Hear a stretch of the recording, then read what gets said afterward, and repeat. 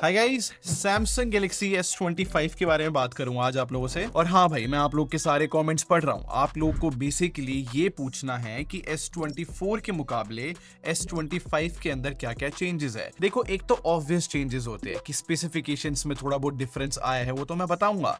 But है ना, कुछ डिफरेंसेस फोन को यूज करने के बाद ही फील होते हैं।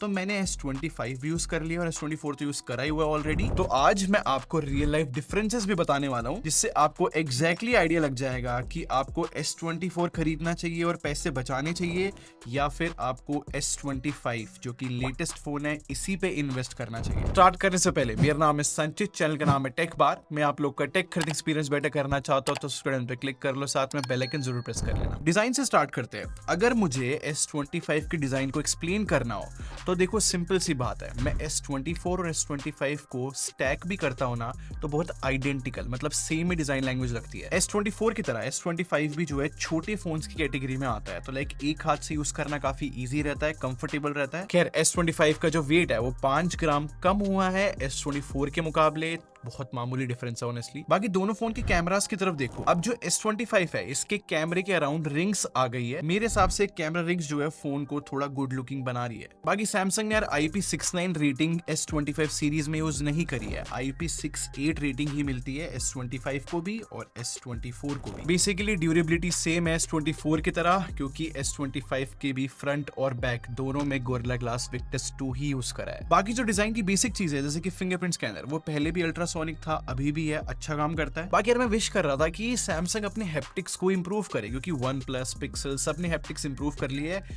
सैमसंग के आज भी हैप्टिक्स लाइक ओके लगते हैं मुझे। बाकी एक चीज मेरे नोटिस में आई है, ये जो लेटेस्ट S25 सीरीज के फोन आए ना, इंक्लूडिंग अल्ट्रा, इस साल सैमसंग ने जो है ना अपने स्पीकर्स में क्लैरिटी इंप्रूव करी है। मतलब मैं S24 से भी कंपेयर कर रहा था S25 के स्पीकर्स। आई थिंक सैमसंग ने ना क्लैरिटी इंप्रूव करी है, सिर्फ लाउडनेस पे ध्यान नहीं दिया, तो ये चीज अच्छी लगी मेरे हिसाब से। कंटेंट के लिए स्पीकर्स बहुत अच्छे से ट्यून हुए हैं। वैसे कंटेंट की बात चली रही है तो डिस्प्ले में भी ना एक इंपॉर्टेंट चेंज मेरे को देखने को मिला। क्या डिस्प्ले स्पेसिफिकेशंस S24 और S25 की एकदम आइडेंटिकली लगती है। मतलब आज भी 6.2 इंच की डायनेमिक एमोलेड 2x डिस्प्ले है, LTPO मिलता है, आज भी फुल HD प्लस रेजोल्यूशन है और 120 हर्ट्ज का रिफ्रेश रेट। और लास्ट ईयर की तरह आज भी 2600 निट्स की पीक ब्राइटनेस है और HDR10 प्लस का सपोर्ट है। बट चेंज क्या है S24 के मुकाबले, वो नेटफ्लिक्स में देखने को मिलता है। आई थिंक जो S25 है ना, वो बेटर ट्यूनिंग के साथ आ रहा है कलर्स की, क्योंकि दोनों फोन में मैंने side by side arc light देखा और S24 में ना एक पर्पल टिंट दिखाई दे रहा है, जबकि S25 में ऐसा कोई पर्पल टिंट नहीं दिख रहा और कलर्स भी काफी हद तक नेचुरल लग रहे हैं। और आउटडोर विजिबिलिटी की बात करूं तो डायरेक्ट सनलाइट में S24 और S25 इक्वली विजिबल रहते हैं, कोई ब्राइटनेस में डिफरेंस नहीं है। और ये सेम बात मैं बैटरी डिपार्टमेंट के लिए भी बोलूंगा। मतलब S24 की तरह S25 के अंदर भी सेम 4000 mAh की बैटरी मिलती है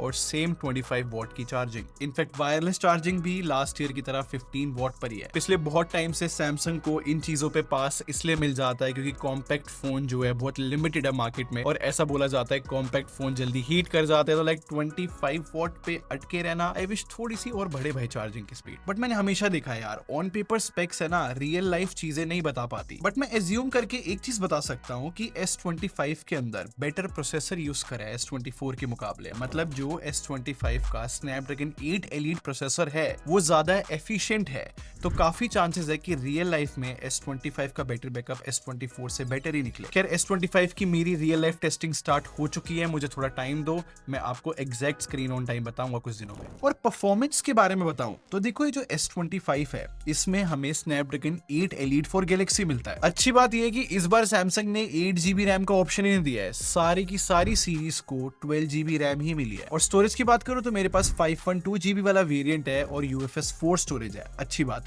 अब थोड़ी बेंचमार्क्स की बात करते हैं, क्योंकि स्टोरी थोड़ी सी अलग है। मतलब Antutu बेंचमार्क जो है वो पूरी S25 सीरीज में अभी ठीक से वर्क कर ही नहीं रहा, मतलब बहुत कम स्कोर्स आ रहे हैं। और ये बात मैं इसलिए बोल रहा हूँ क्योंकि जो ये स्नैपड्रैगन 8 एलीट प्रोसेसर है ना, मैंने OnePlus 13 में भी यूज कर लिया, बहुत फोन्स में यूज कर लिया है, और इस प्रोसेसर के काफी ज्यादा स्कोर्स आते हैं। बट फॉर सम रीजन, चाहे फिर S25 अल्ट्रा हो या पूरी S25 सीरीज की मैं बात करूं, Antutu स्कोर्स कम आ रहे हैं। Whereas अगर मैं Geekbench की बात करूं तो यहाँ पर मैसिव डिफरेंस है भाई, क्योंकि Geekbench के स्कोर्स S25 के बहुत अच्छे आ रहे हैं। I mean S24 के जो है 5800 के अराउंड मल्टी कोर स्कोर है। S25 की देखो 9100 से भी ज्यादा स्कोर आ रहा है, बहुत बड़ी जंप होती है। और जीपीयू की बात करूं तो देखो 3D मार्क का स्ट्रेस टेस्ट बेस्ट बेंचमार्क रहता है इस चीज के लिए, और यहाँ पर भी S25 ने बहुत अच्छे लूप स्कोर्स दिखाए हैं। और S24 से कंपेयर करो तो FPS तो बहुत ज्यादा है। बट प्रैक्टिकल टेस्टिंग की बात करूं तो मैंने इसमें 2 हेवी गेम प्ले करके देखे हैं, एक विदरिंग वेव खेला, दूसरा ग्रिड लेजेंड्स। विदरिंग वेव्स की बताता हूं, मैंने S25 के एवरेज FPS देखे, वो बहुत अच्छे आए हैं। S24 का एग्जांपल दूं तो 20 FPS ज्यादा आए हैं S25 के अंदर। और हीटिंग की भी बात करूं तो S25 जो है 2 डिग्री ज्यादा टेम्परेचर दिखा रहा है। और ग्रिड लेजेंड्स की बात करूं तो S24 के मुकाबले स्लाइटली बेटर FPS S25 के तो आए, बट एक पर्टिकुलर पार्ट में आपको दिखाता हूं। अब इस ग्राफ में देखो, जहां पर दोनों फोन का टेम्परेचर बहुत ज्यादा बढ़ चुका है। अब यहाँ पर जो पुराने वाला S24 है उसमें कभी FPS ज्यादा है तो कभी कम, इनकंसिस्टेंट है। जबकि S25 जो है हीट होने के बाद भी थोड़े कंसिस्टेंट फ्रेम रेट्स दिखा पा रहा है। बाकी BGMI की बात करूं तो अभी तक 90 FPS की सेटिंग ही है S25 के अंदर।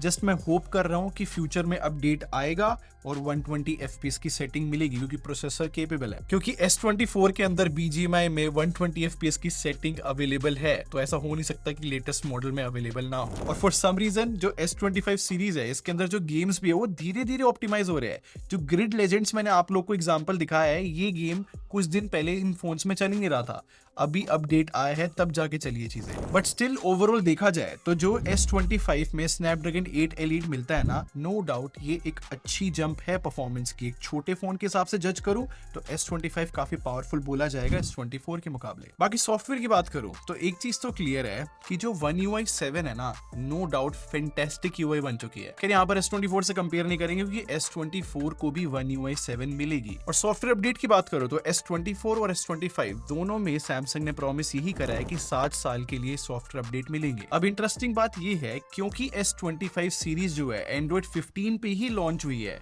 तो ये Android 22 तक जाएगी। और ये बात मैं Pixel 9 के लिए नहीं बोल सकता, वो भी 7 साल के सॉफ्टवेयर अपडेट प्रॉमिस करते हैं, बट Pixel 9 Android 14 पे लॉन्च हुआ था। अब देखो One UI 7 के बारे में डायरेक्ट एक बात मैं बोल सकता हूँ कि बहुत ज्यादा स्मूथ कर दिया है और एनिमेशंस बहुत अच्छी कर दिया है। और ये जो लॉक स्क्रीन पे नाउ बार का फीचर आया ना नीचे वाली साइड में, ये हेल्पफुल है कुछ कुछ कंडीशन में। और जो क्विक सेटिंग पैनल है ना, वो पूरा का पूरा हम रीअरेंज कर सकते हैं। और ये जो ऐप ड्रॉअर है इसको वर्टिकल स्क्रॉल पे भी सेट कर सकते हैं। और जो सर्च बार है आप देखो नीचे की साइड आ गया है, जिससे एक हाथ से फोन यूज करने में इजी रहे। और पर्सनली मुझे एक चीज अच्छी लगी है कि अब जो है हम ऐप नेम्स को हाइड कर सकते हैं और आइकन्स को थोड़ा बड़ा कर सकते हैं, तो थोड़ा क्लीन लुक आ जाता है। अब AI फीचर्स की बात करूं तो कुछ नए AI फीचर्स आए हैं, और जो पहले वाले AI फीचर्स थे जो कि S24 में मिलते थे वो तो ऑब्वियसली मिलते हैं, जैसे कि चैट असिस्ट, कीबोर्ड में जो AI थी, circle to search, generative AI eraser या फिर स्केच टू इमेज, वो सब कुछ है। बट इस बार सैमसंग ने नया पता क्या किया है, जेमिनी नैनो का सपोर्ट दे दिया अपनी लेटेस्ट S25 सीरीज को। तो अब ये देखो, मैं पावर बटन को होल्ड करता हूँ ना, तो मैं जेमिनी से ना नॉर्मल हिंदी लैंग्वेज में कोई भी क्वेश्चन पूछ सकता हूँ या फिर कोई भी टास्क करवा सकता हूँ। अब एक एग्जांपल दिखाता हूँ आप लोग को लाइव। गैलेक्सी AI एक काम करो, मुझे दाल मखनी बनानी है, तो उसके जितने भी इंग्रेडिएंट्स रिक्वायर्ड है वो सारे जो है लिस्ट बना के नोट्स के अंदर पिन करो।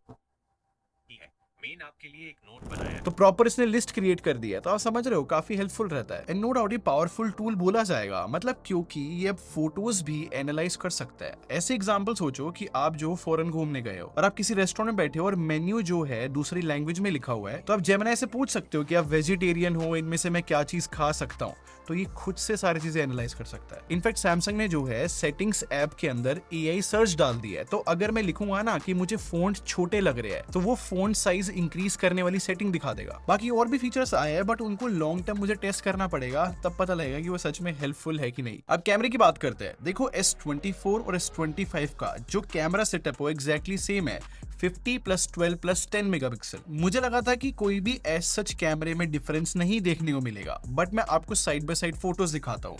एक्चुअली में S25 की प्रोसेसिंग थोड़ी बेटर करी है। जैसे कि कलर्स की बात करें तो S24 कलर्स ब्राइट करने की कोशिश करता था, जबकि S25 जो है थोड़े रियलिस्टिक कलर रखने की कोशिश करता है, बस थोड़ी सी सैचुरेशन रखता है। और फोटोज में जो टेक्निकल चीजें भी होती है ना, HDR, कॉन्ट्रास्ट, वो भी S25 में इंप्रूव हुआ है, क्योंकि S24 जो है ना हर चीज ब्राइट करता था, जबकि S25 जो है एक बैलेंस अप्रोच के साथ है। और ये सेम बातें मैं ह्यूमन शॉट्स के बारे में भी बोल सकता हूँ, क्योंकि स्किन टोन जो है अब ज्यादा एक्यूरेट हुई है और इसी वजह से जो पोर्ट्रेट फोटोज है वो भी इंप्रूव लगती है, क्योंकि स्किन टोन बेटर आ रही है, बट जो ब्लर है वो पहले की तरह आज भी सही है। खैर एक चीज मेरे नोटिस में आई है कि टेलीफोटो लेंस को ना ज्यादा लाइट की रिक्वायरमेंट होती है, अगर थोड़ी भी लो लाइट सिचुएशन आती है तो नॉइज देखने को मिल सकती है। खैर मेन कैमरे की तरह मैं सेम बातें बोलूंगा अल्ट्रा वाइड लेंस की फोटोज के बारे में भी और सेल्फीज के बारे में भी। कलर इंप्रूव हुए हैं और जो जनरल प्रोसेसिंग है वो इंप्रूव हुई है, बट मेरे हिसाब से वीडियोस में मेरे को अच्छी इंप्रूवमेंट देखने को मिली है। मतलब अब S24 के साइड बाय साइड देखो S25 की वीडियो, आई थिंक जो कलर्स है या फिर स्किन टोन है, अगर एग्रेसिव लाइटिंग भी हो जाती है ना तब भी S24 की तरह फेस पे नॉइज नहीं दिख रही है S25 के अंदर, और ये सेम इंप्रूवमेंट सेल्फी वीडियो के अंदर भी मुझे देखने को मिली। अब सारी टेस्टिंग को सम अप करूं ना, मुझे पता है क्या फील हुआ S25 के बारे में,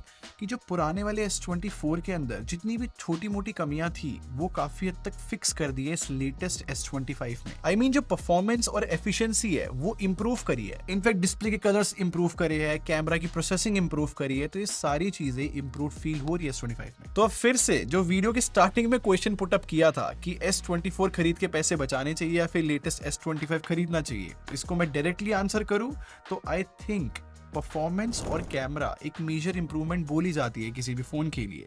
तो अगर आपको सैमसंग का एक छोटा फोन चाहिए हो, ऑब्वियसली लेटेस्ट फोन चाहिए हो, तो S25 नो डाउट एक अच्छा ऑप्शन है आज के लिए, और मेरे हिसाब से एक्स्ट्रा पैसे खर्च करना वर्थ इट रह सकता है। खैर ये तो मेरा ओपिनियन था, आप क्या सोचते हो मुझे कमेंट सेक्शन में जरूर बताना। और अगर आपको ये वीडियो पसंद आई हो तो लाइक बटन पे क्लिक कर दो और सब्सक्राइब करके हमारे टेक बार आर्मी को ज्वाइन कर लो। हम लोग क्वालिटी में बिलीव रखते हैं। अगले मिलते हैं। Thanks for watching. Bye bye guys.